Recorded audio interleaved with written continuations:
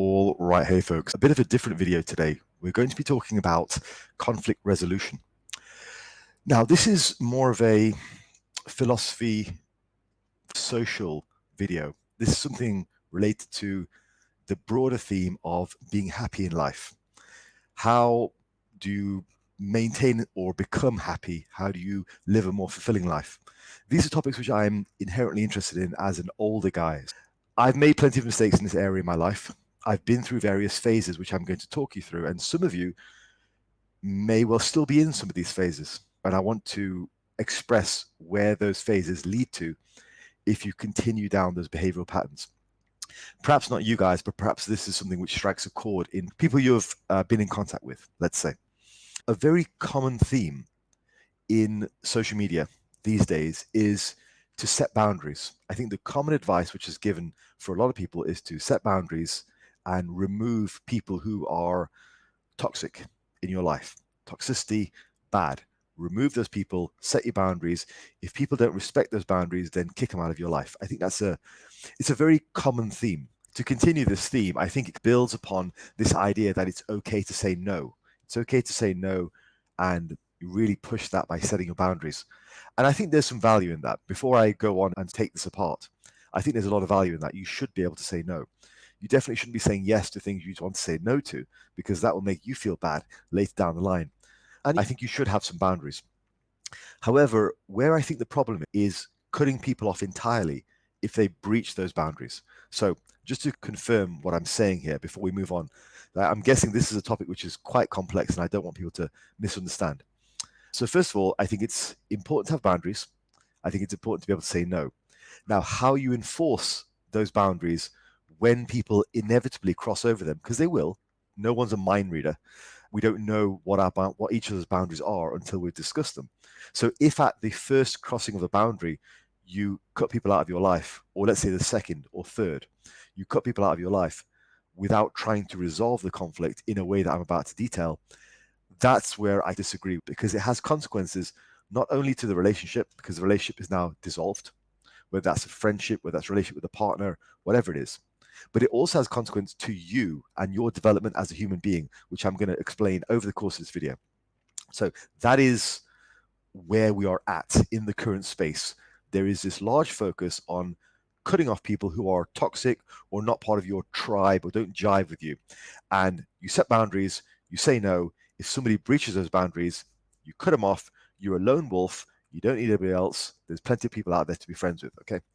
So that's where we're at. And that's what I want to explore a little bit. Now, firstly, I want to just discuss where this attitude comes from.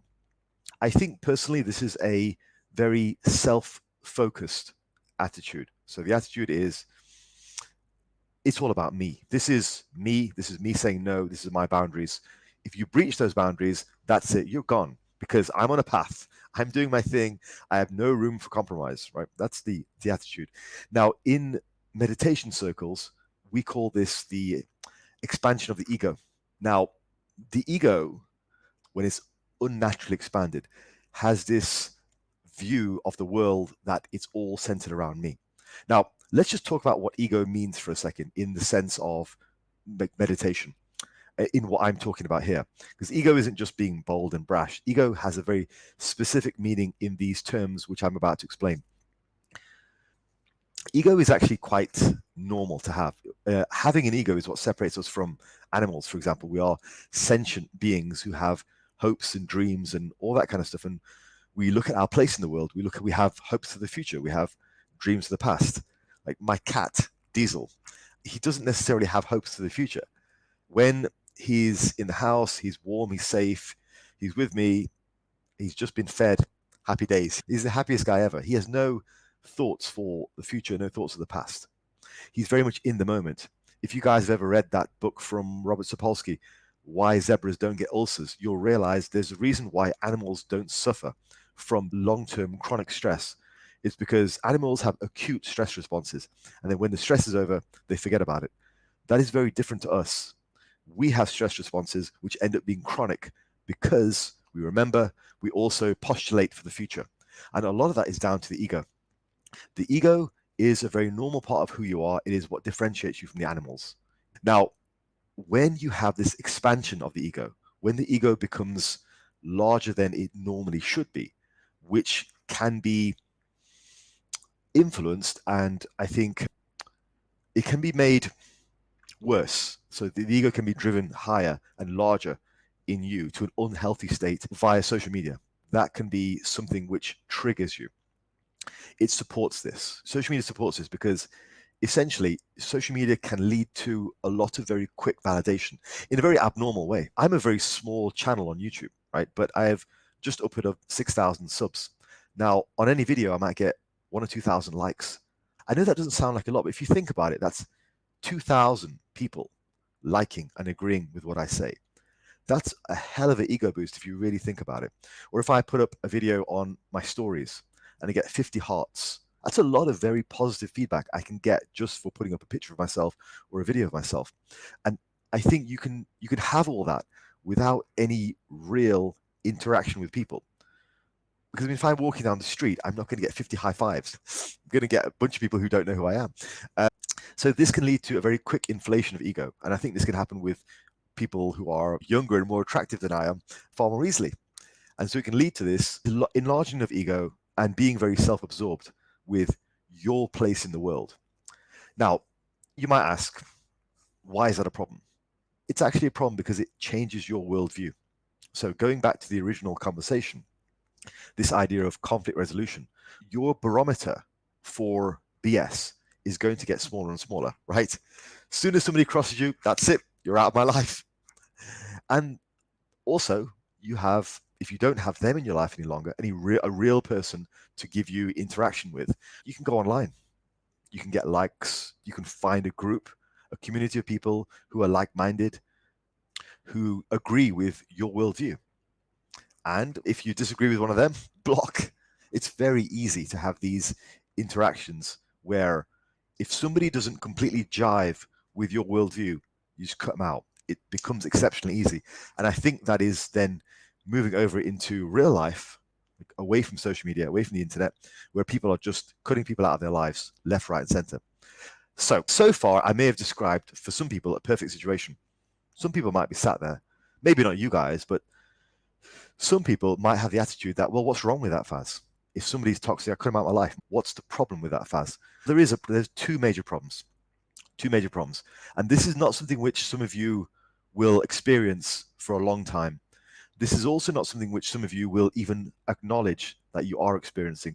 This is another one of those topics. It's like the working harder topic, where if it affects you, you might not even realize it because you're not in that frame of mind yet. You're still in the frame of mind of that person was toxic to me, they were negative to me, I've cut them off, I was right for doing so. You may still be in this mindset, but I just want to talk to you about, I'm a bit older, guys. I'm 42 years old, and I've had some life experience. And I'm also a bit of a people person. I do observe and acknowledge people and trends over the course of a lifetime. So these are things that I've seen. So the consequences are loneliness and anger. Let me explain why. Firstly, loneliness. Let's cover it. Loneliness essentially occurs because you create self-imposed loneliness. Because over the course of 10 years, 20 years, 30 years, so I am talking a long term, over the course of that many years, you are slowly cutting off people from your life. People who you deem to be toxic, who you in your, perhaps, maybe not, again, not you, I'm just speaking in general terms, but somebody who in their highly ego-driven state is just cutting people off left, right, center. Now, the first consequence is you end up cutting off perhaps valuable people in your life. You know, let's say you have an ex-wife, been divorced. Okay, she's cut off. Some close friends from school, they're cut off. Some friends at the gym, they're cut off. No one gets me. No one understands me. Everyone pisses me off. Whatever social group I have, they all piss me off. So you know what? I'm just going to sit online because online I have a community of friends and they all get me. That's the vibe. But you have to remember that online interactions, they're not a replacement for real friends at all. Like at all. It's not the same thing. In fact, it probably worsens the problem because typically online you have groups of people who bandy together who are perhaps outcasts from the rest of society. To use a very extreme example, this is why we get terrorist groups online, because if they were to say what they were thinking out in public, everyone would be like, call the police, right? But they can do that online with their really weird little groups. So obviously that's an extreme example. What I'm saying is online friendships are not a replacement for real life ones, because you can find a small niche group of 100 or so people who support you and share your goals, even though you might be thinking some pretty weird things. Even if you don't think they're weird, you might just have this uncompromising view on friendships and relationships, where in actuality, what you've become is somebody who is unable to resolve conflict. And what you're part of is a group online which never has conflict and shares a very slim view of a particular topic, like lifting, for example, or cars, whatever you're into. So self-imposed loneliness. You end up cutting off real relationships. And this is, again, supported by social media, because social media enhances the ego. And it also provides a comfort for you via highly niche groups who get you until they don't, right? That's the first thing, self-imposed loneliness of real, lasting relationships. And also an inability to actually maintain long-lasting, real relationships because you never practice. The second thing is anger. These are consequences, again, to you as a person. These are not consequences to the people you cut off out of your life. You've cut them off. They may have positive or negative feelings about the situation, who knows, right? But these are consequences to you. So firstly, loneliness. You may well end up a very lonely older person without any real life friends or acquaintances or family around you. That's a big consequence. Now, the second consequence is anger. Because remember, in every conflict you've had, you've cut the other person out of your life because in your view, they've wronged you. So you have a backlog of 10, 15, 20 years in some cases of people who have wronged you in your mind because you've not evaluated it. You've not resolved the conflict. You've not realized your role in the conflict, because every single time you've cut them off before you've had a chance to listen to them, or let's say you have listened to them and you refuse to believe what they're saying, you've cut them off. So in your head, it's their fault. It takes two to tango, people, most of the time. So it's not always going to be their fault exclusively, right? I'm not saying it's your fault completely, or whoever, whatever imaginary person we're talking about. What I'm saying is, over the course of 10, 20 years, let's say you've had 20, 30, 50 relationships which you've cut off in person. It's not always going to be their fault. Sometimes it's going to be a combination of you two. Sometimes it's going to be your fault, right?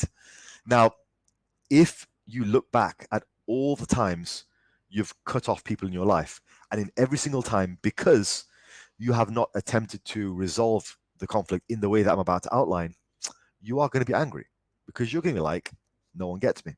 No one gets me. Whenever I get close to somebody, they end up pissing me off and I have to cut them off out of my life. That will be your perspective. And if you think I'm exaggerating, like, I know people like this, okay? I'm speaking about this from experience. I know people like this. I know people who have ended up older, lonely, and angry. I won't mention any names. I know lots of people like this, but I will give you one example. A few years ago, there was I've told this story before, for the OG Fazlifts viewers, there was an older lady who I was PTing in person. I did some in-person PTing in 2017, I think it was, just for a summer. Didn't really like it. But anyway, after one of the sessions, we were sat in her 4x4 vehicle and we were just chatting about the session, usually a bit of a roundup. And she started crying.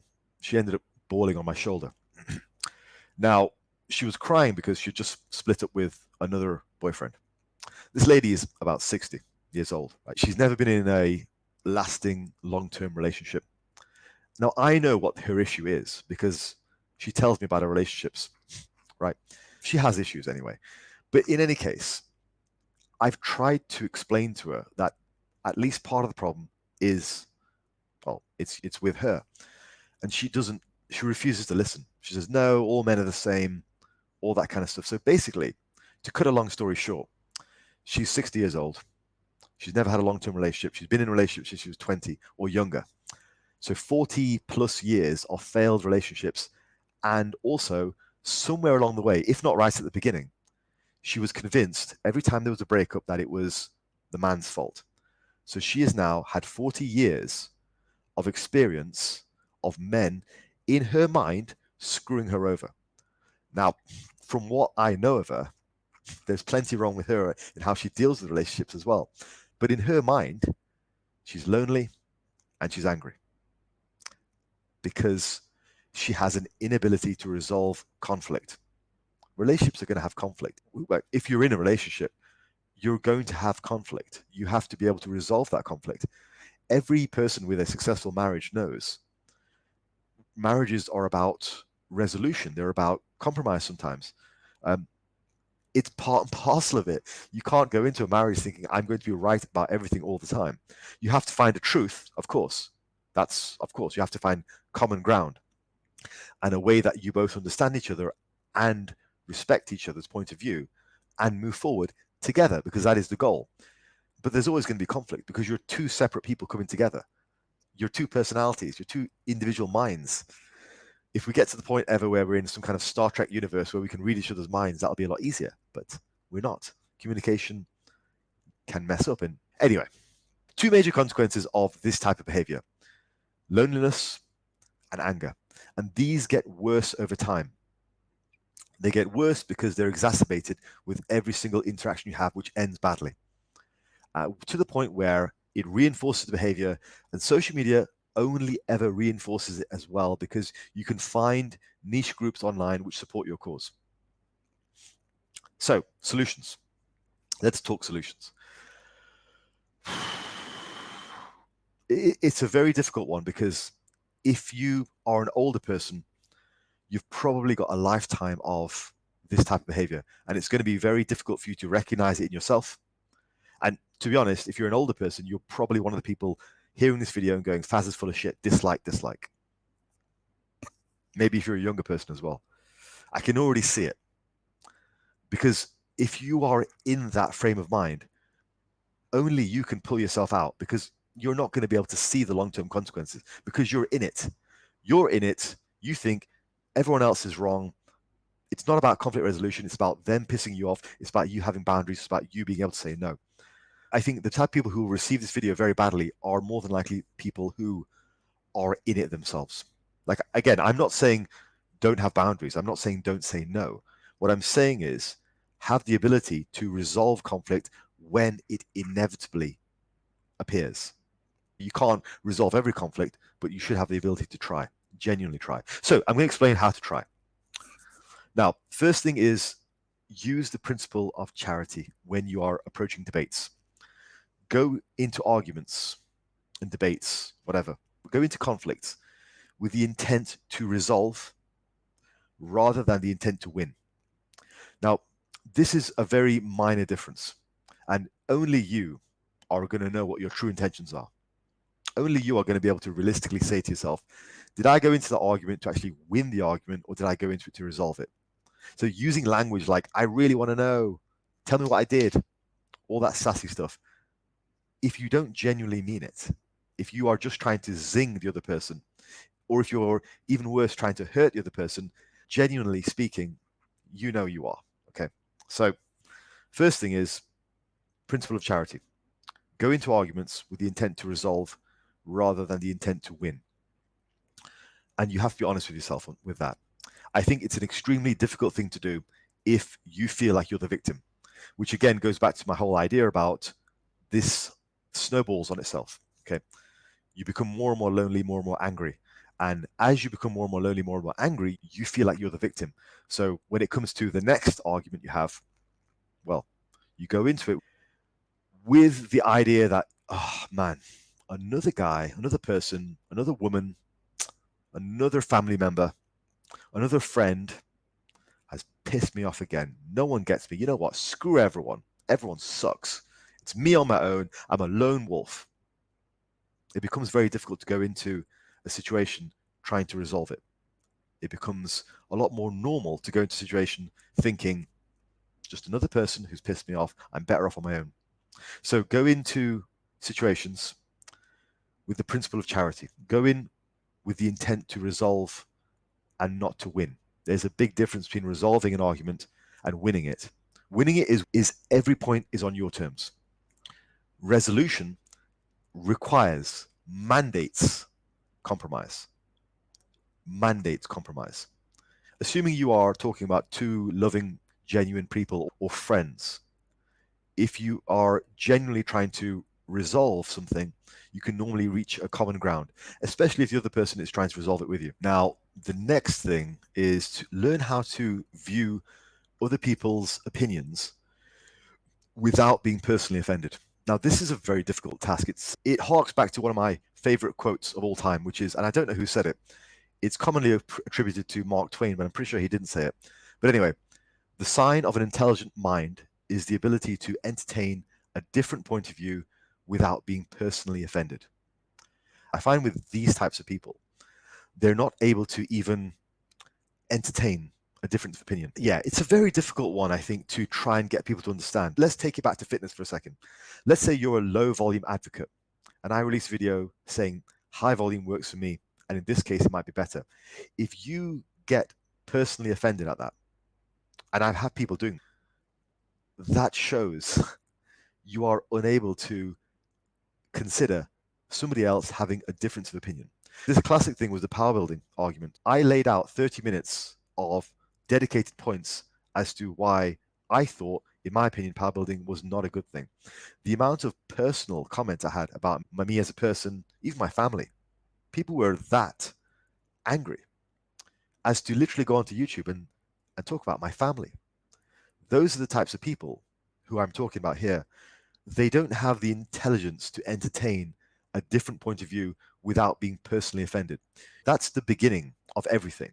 It's the beginning point. If you are not able to even entertain a difference of opinion without being personally offended by it, that is the beginning of the end for these types of interactions, because then you're never going to be able to approach somebody else with a different point of view and view them charitably, view their debate, their point charitably. You're always going to be going in on the defensive because you're always going to think that person is personally offending me. That person is attacking me. How dare they? How dare they attack me? These are my beliefs. What do you mean? I'm just standing up for my beliefs. If somebody gives you a counterpoint to your beliefs, they're not attacking you. So the second part of the solution is you have to learn how to view other people's difference of opinions without being personally offended. And the amount of times this happens in our space is incredible. Like I said, happened with the power building, used to happen with powerlifting versus bodybuilding, it's happened with high volume versus low volume. The amount of times I've released a video which talks about volume, where people get personally offended because I've not exactly supported their exact view. The length and partial ones is a great example of this. There are certain people in the community who get very offended at the idea that length and partials are not the be all and end all, which it's quite amusing to see every time. They just cannot fathom a different point of view. They demand apologies. They demand explanations. But if that's, you're setting yourself up for a very lonely and angry life, which will probably be predominantly online, which is not a replacement for healthy relationships in person. So just to briefly go over everything we've covered today. First of all, what we're talking about is the idea of cutting off people who are toxic from your life. Having boundaries, saying no, that's fine. But the enforcement of those boundaries is completely unreasonable. Now, this attitude, I believe, comes from an enhanced ego, which can occur from being online. It can also occur from just a lack of awareness of how to actually interact with people in person.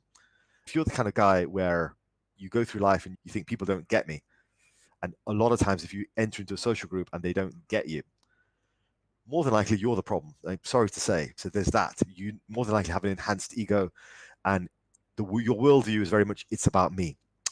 That can be exacerbated by social media because you have a home for this. You also have a very easy way to block people who you disagree with. Now, there are two major consequences of this, that is loneliness and anger. And the solutions are, firstly, the principle of charity. Approach debates and disagreements with the intent to resolve, not the intent to win. Only you, in your heart of hearts, will know what you're doing with this regard. Don't abuse it. Okay? Don't pretend you're going in to resolve a conflict and you're actually going in to win. That's unreasonable. That in itself is a very worrying sign. And finally, learn how to view other people's opinions without being personally offended. If you need a safe space on the internet because all of these opinions are too much for you, life was better back in my day, all that kind of vibe, this is probably you. Okay, folks, I do hope that was interesting. You take some of that on board if it affects you. I think if you're the kind of person who's sitting back going, oh, no, Faz doesn't get me. People are just idiots. They don't understand me. And I'm going to dislike. This is probably who the video is aimed for. In all honesty, you are probably the target audience if that's how you feel. If you are sat there and you have an honest view of going, yeah, you know what?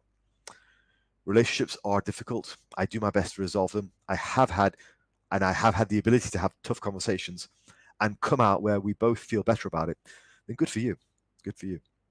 But as I say, this is something which I see relatively frequently, and I'm an older guy, and I can see people in their 40s, 50s, and 60s who are living the consequences of this kind of life. They end up lonely, they end up angry. It's not a good outcome. And you're not harming anyone but yourself, really.